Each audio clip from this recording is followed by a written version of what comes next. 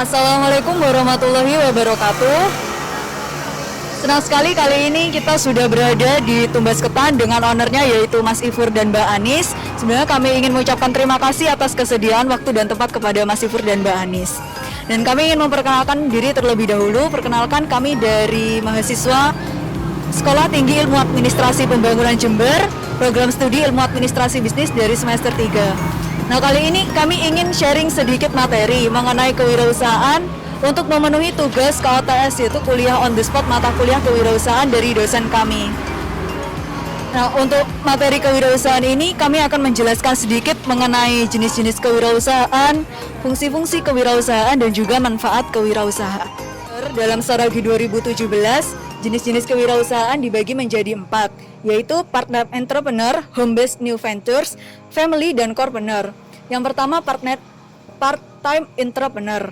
Part-time entrepreneur yaitu suatu kelompok wirausaha yang melakukan kegiatan usahanya pada sebagian waktunya saja atau hanya bersifat sampingan maupun hobi. Jadi part-time entrepreneur ini dilakukan oleh seseorang untuk memenuhi waktu luangnya sebagai hobi saja. Nah, yang kedua yaitu home-based new ventures, yaitu suatu kelompok yang melakukan wirausaha dengan merintis usaha yang sesuai dengan domisili atau sesuai dengan tempat usahanya. Misalnya, jika kita ada di daerah pegunungan, maka kita akan merintis wirausaha sebagai seorang petani seperti itu. Nah, yang ketiga yaitu family, yaitu suatu kelompok wirausaha yang dilakukan secara turun-temurun oleh anggota keluarganya. Misalnya, mbaknya atau masnya ini punya usaha. Ini merupakan turunan dari anggota keluarga yang sebenarnya sudah memiliki wirausaha seperti itu. Nah, yang terakhir yaitu corepreneur, yaitu suatu usaha yang didirikan oleh beberapa orang sehingga terjadi kerjasama dalam mengelola usaha tersebut. Contohnya usaha yang dilakukan oleh sepasang suami istri. Nah, di sini kami ingin bertanya kepada Mas dan Mbaknya, dari penjelasan tadi, kalau menurut Mas dan Mbaknya, wirausaha Tumbas Ketan ini termasuk dalam jenis wirausaha apa sih? Kalau menurut saya tuh termasuk dari jenis yang pertama, Part-time karena entrepreneur. part-time entrepreneur. Soalnya tujuan kami di awal buka ini kan sudah buka pas di awal pandemi sih, sudah di pandemi. Jadi kuliah lagi online nih, di rumah nganggur gitu. Jadi ngisi waktu buat sambil ya yang produktif lah gitu. Jadi kita inisiatif buat jualan.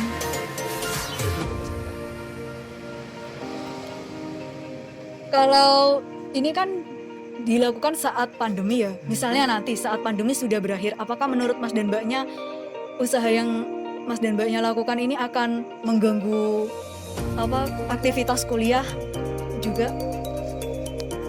Kami awalnya kan emang tujuannya untuk mengisi waktu luang sih, tapi lambat laun setelah produk kami ini diterima dengan baik, alhamdulillah banyak pesanan sana sini gitu. Setiap harinya kita muncul ide gimana sih ngembangin ini kedepannya, kalau bisa sih sampai buka franchise gitu kan. Nah, jadi rencana kedepan kami gak cuma sekedar jualan biasa kayak orang pinggiran jualan, tapi rencana memang benar-benar gimana ngembangin usaha Tumbas Ketan biar bisa bersaing lah, gak cuma buka di satu stand aja, bisa buka di luar kota mungkin. Tapi kalau buka wirausaha sendiri ini hobi atau memang cuma sekedar coba-coba, Mbak? Kalau untuk awal sih emang keinginan ya, punya usaha itu emang untuk sendiri. Untuk ini sih dibilang keinginan atau hobi itu bukan. Ya setidaknya hampir mendekati lah ya. Dibilang hobi, emang hobinya saya emang suka berbisnis. Karena emang dari dulu saya tuh emang diajarkan oleh orang tua untuk kalau bisa kamu kerja tuh setidaknya punya bisnis lah, jangan ikut orang. Soalnya kalau ikut orang mungkin setidaknya untuk masalah waktu emang kan harus mau gak mau kita harus ngikutkan gitu. Kalau untuk buka bisnis sendiri kan kita bisa buka part time sendiri, ngatur-ngatur waktu itu sendiri. Itu mungkin dari saya sendiri. Baik, terima kasih. Untuk selanjutnya yaitu ada jenis-jenis wirausaha lagi Mas, tapi menurut ahli lain akan dijelaskan oleh teman saya Wulandari. Silahkan. Baik, di sini saya akan menjelaskan jenis wirausaha menurut Insinyur Ciputra. Di sini ada 4. Yang pertama yaitu business entrepreneur, 2 social entrepreneur, yang ketiga academic entrepreneur, dan yang terakhir government entrepreneur. Namun di sini juga ada 2 wirausaha, yaitu 1 wirausaha artisan. Wirausaha artisan itu adalah seseorang yang memulai bisnis yang dengan kemampuan teknis yang cukup dan sedikit pengetahuan tentang ilmu bisnis. Ciri-cirinya seperti ini. Yang pertama, memiliki sikap kekeluargaan dan diterapkan dalam menjalankan bisnisnya. Yang kedua, menggunakan sedikit sumber modal. Lalu yang ketiga, penjualan dan pemasarannya dilakukan secara tradisional.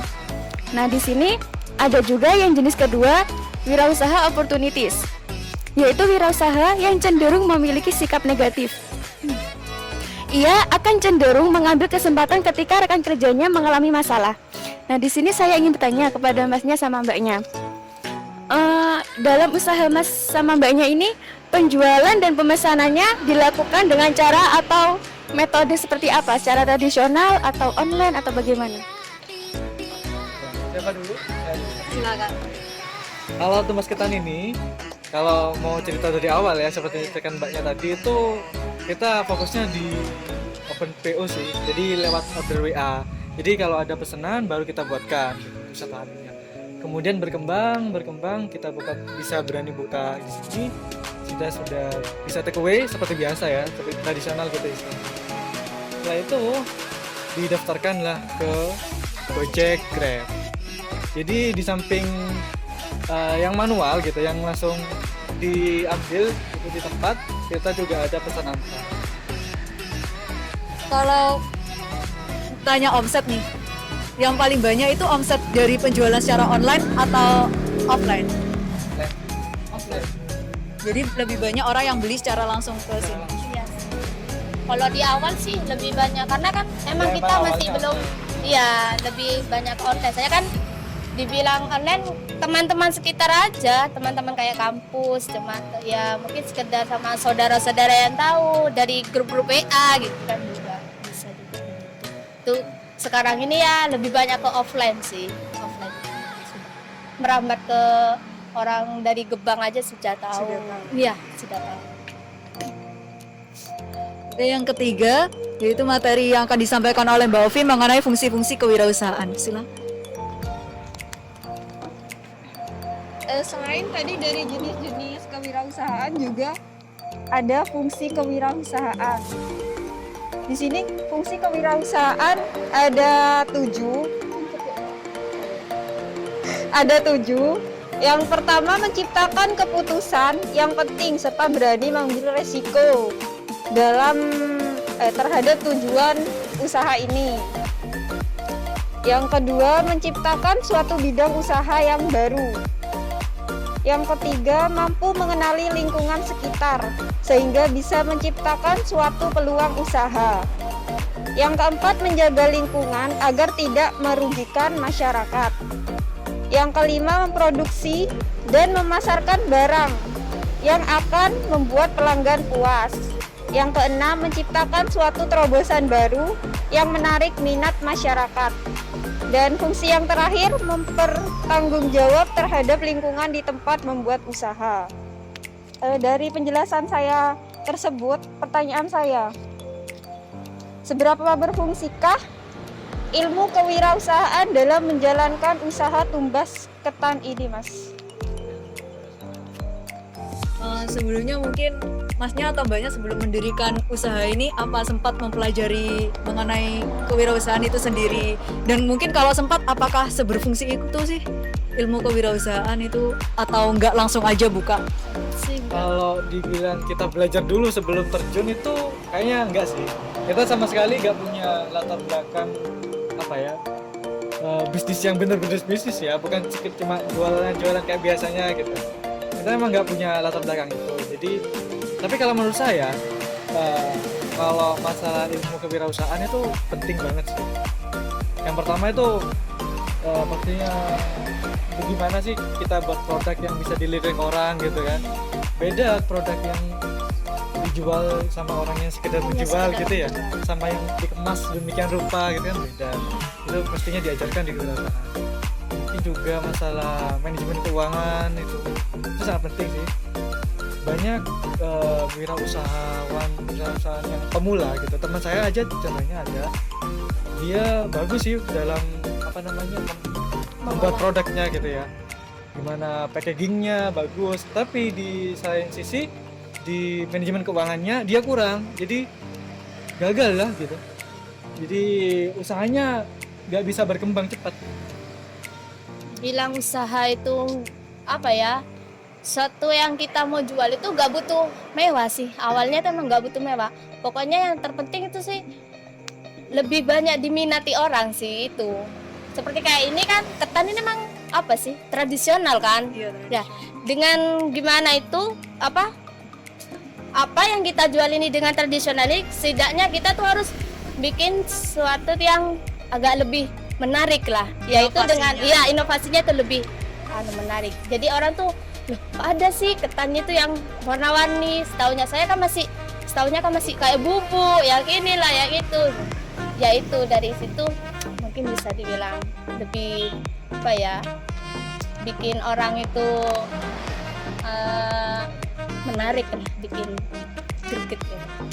Jadi kalau kedepannya mungkin ada seminar atau informasi-informasi mengenai kewirausahaan, mungkin mbaknya atau masnya berminat ya untuk belajar tentang kewirausahaan. Kemarin soalnya sempat ada sih yang nawarin masalah gitu ya. Kamu juga sering sih ikut kayak event. Kemarin ada di GoFood, kami juga ikut eventnya Semarang GoFood nggak salah.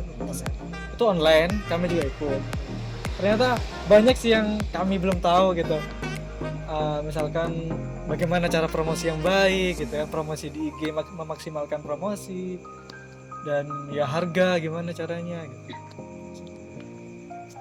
Baik, terima kasih. Yang terakhir ini kami akan menjelaskan sedikit mengenai manfaat dari kewirausahaan sendiri itu apa. Akan dijelaskan oleh Mbak Nurul. Silakan. Terima kasih untuk waktunya. Nah, di sini saya akan berikan penjelasan sedikit tentang manfaat kewirausahaan.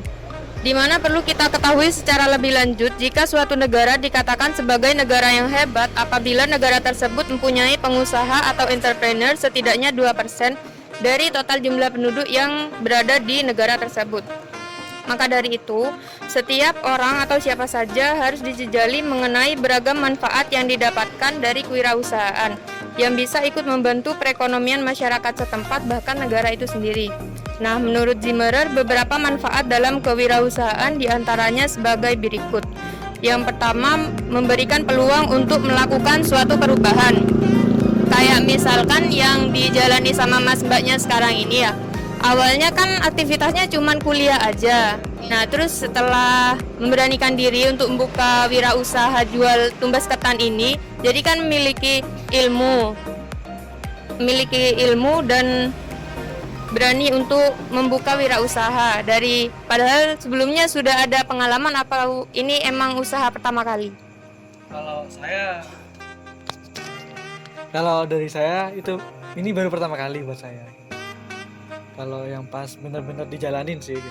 Kalau sebelumnya sih sempat bantu-bantu temen jualan. Dulu gitu. sempat juga kok kita bikin kensos itu. Tapi gak diseriusin. Nggak sampai 1 bulan. Hanya iseng itu sih, awalnya sih iseng. Terus kita bikin usaha lagi nih. Ayo kalau bener-bener kita menitis tuh mang bener-bener dari nol, harus bisa. Setidaknya kita tuh nggak apa-apa lah bermimpi. Kita harus punya franchise kemana-mana, nggak apa-apa itu mimpi ya. Setidaknya kita harus ada usaha juga, dorongan gitulah. Dan ya, nanti mau dijalani dari awal sampai iya, betul. Kalau mbaknya katanya sebelumnya memang sudah suka berbisnis. Apa pernah jualan online atau buka bisnis apa gitu? Ya, saya dulu kurang lebih semester 2 kalau nggak semester 3 ya. Diajak mencoba wirausaha sendiri, jual sosis sama es, lah itu. Cuma jual sosis sama es itu aja. Karena kan saya kuliahnya cuma dari pagi sampai sore nggih. Ya jadi sore itu sampai malam, sekitar jam 9 sudah tutup. Ya nggak selalu sih, kalau pas waktu mungkin capek ya, kebanyakan tugas mungkin saya nggak buka. Soalnya kan enaknya itu kalau kita punya bisnis sendiri itu kan bisa manage waktu, ngatur waktu sendiri. Sudah sosis sama es itu apa ya? Ya makanan cemilan-cemilan itu kayak bikin dari martabak mini juga. Terus udah banyak lah ya semacam makanan-makanan. Soalnya kan di sini lebih banyak ke anak kecil ya. Jadi saya buat inisiatif bikin makanan anak kecil-kecilan aja biar sesuai dengan takaran uang dari anak kecilnya lah gitu. Nah, saya pengen nanya ya, menurut Mas dan Mbaknya sendiri itu apa sih manfaat yang bisa diambil, yang bisa dirasakan sama Mas Mbaknya selama menjalani bisnis tumbas ketan ini? Kalau saya sih public speaking ya. Emang bener sih, saya pernah magang di pengadilan negeri. Saya pernah ketemu sama hakim, pernah di briefing. Kalau kalian emang pengen hidup kalian berkembang gitu ya. Kalian ditempa bener-bener kedepannya tuh kalian berani gitu ya, kalian tuh dagang. Emang bener yang saya rasakan kan pelanggan tuh kan macam-macam ya, jadi ada yang komplain pasti ada gitu. Nanti kita terlatih dengan itu, bagaimana kita menanggapi seseorang, bagaimana kita ngomong. Itu tadi pembicaraan kami dan sharing-sharing materi ilmu bersama dengan Mas Ifur dan Mbak Anis selaku owner dari Tumbas Ketan. Kurang lebihnya kami mohon maaf. Terima kasih dan wassalamualaikum warahmatullahi wabarakatuh.